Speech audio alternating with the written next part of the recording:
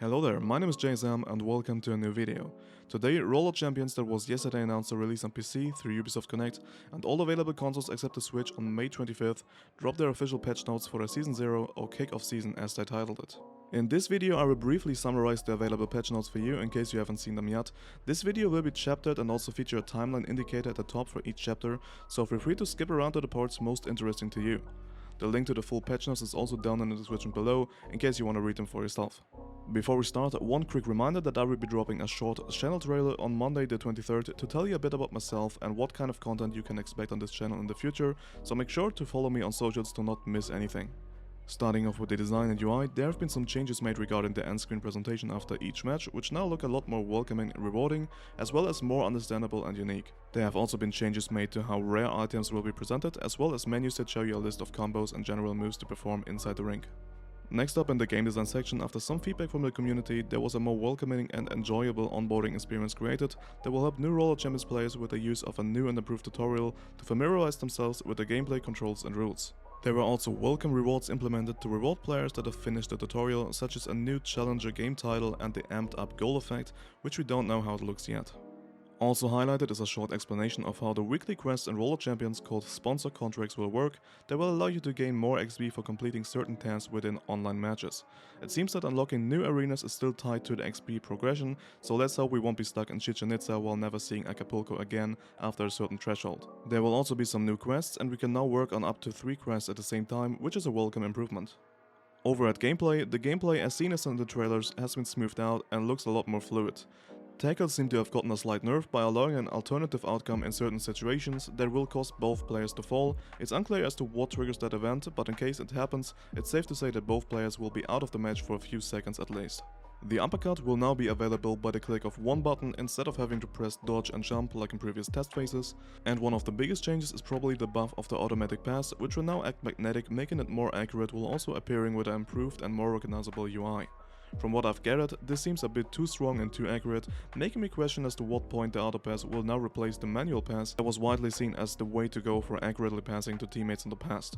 I guess we will see how accurate and how magnetic the quick auto pass will eventually be, especially in close quarter competitive matches where half of a second could mean losing the ball and ultimately losing the match.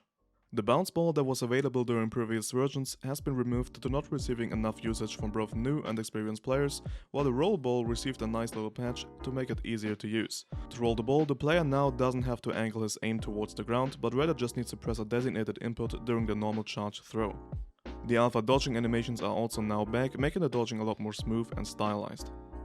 And last but not least, the skate puck will now feature a goal in the middle that will let players show off the goal explosions. The spectator mode got reworked with new UI features such as an updated control layout, new action for zooming, the usage of keyboard and mouse for inputs, and viewpoints for jumping to the ball carrier automatically. And as a last quick point in this section, the rank system that will still work similar to the beta test has now new icons as seen here. The Roller Pass, which is basically a season pass, is confirmed to be available in the Kickoff season for the price of 500 wheels, which are the in-game currency and translate to 5 USD. It will feature 30 tiers that are seen here instead of 100 tiers for future seasons, which amount to a total of 41 rewards, split in 30 paid and 11 free rewards to earn. This will also mean that the future Roller Passes, as expected, will probably cost around $10 each. But there's good news, similar to games like Apex Legends, Roller Passes will reward you with enough wheels to earn back what you spent on the pass on completion, allowing you to purchase the next season pass as long as you played at least around 40 hours, which is the roughly estimated time to complete the entire Roller Pass. For matchmaking news, the game will offer PC and console crossplay at launch, but players will be able to turn that feature off if desired. At this moment in time, the team is also still working on allowing crossplay for team creation and custom matches. Also worth mentioning, there's no more unfair matches once a player disconnects from an ongoing match, as the game will try to reconnect the player immediately. Disconnecting on purpose will also have consequences to both ranked and unranked matches. The game will detect AFK players, and players will now be able to report others for a variety of reasons. In the bug fixes section, there's a room for concern and interpretation, but it seems like the infamous team grapple spam has been fixed with the following statement, quote, "The interaction between the team will not always be successful. I hope that this will only punish intended behavior and not influence the success of team moves in regular matches due to bugs." On the other side, the also infamous uppercut spam on the wall to stay up there for an unlimited amount of time has now not been removed, but at least nerfed by making the ability diminish over time. There has also been a language setting added to the game, camera settings can be modified, and inverse control options for both the Y and X axis have been introduced, as well as some minor fixes such as outlines around players, animation fixes, and smaller UI elements. And that's it, folks. A nice row of patch notes. I hope you liked this short informative video. Make sure to follow me on Twitter and subscribe to this channel, as there will be a lot more content regarding Roller Champions in the future. Until next time, have a nice day.